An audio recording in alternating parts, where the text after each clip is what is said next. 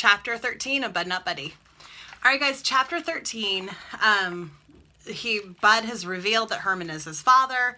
Everybody's like, or what? What's going on? He didn't expect it, doesn't know what's going on. So they're kind of questioning Bud to try to figure out like where he's from, what he's got going on, who his family is.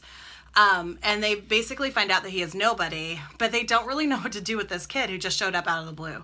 So they agree that they're going to go and grab something to eat and go talk to Miss Thomas, who's a member of the band, and try to figure out if they can figure out what to do with Bud, now that he's kind of just shown up on their doorstep.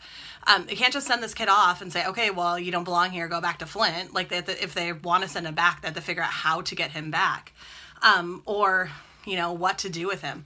So they decide they're going to go and figure it out. So there's a really good part in here. It's rule number 63 on page 157, and it says, rules and things number 63. Never ever say something bad about someone you don't know, especially when you're around a bunch of strangers. You never can tell who might be kin to that person or who might be a lip-flapping, big-mouth spy.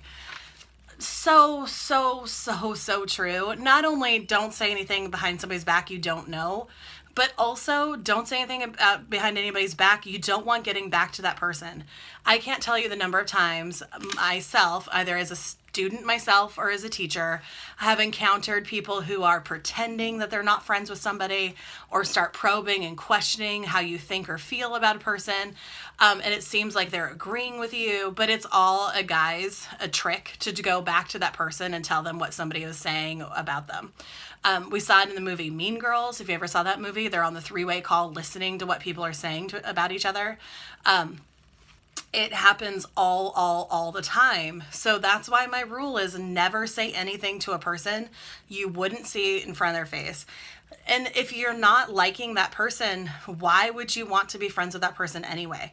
There's better things to do. Move on. You don't need to give your opinion about a person you don't like. If you don't like them, don't like them. Nobody says you have to be friends with everybody. But also, nobody says that you have to say everything that you're thinking to everybody else and share your opinion.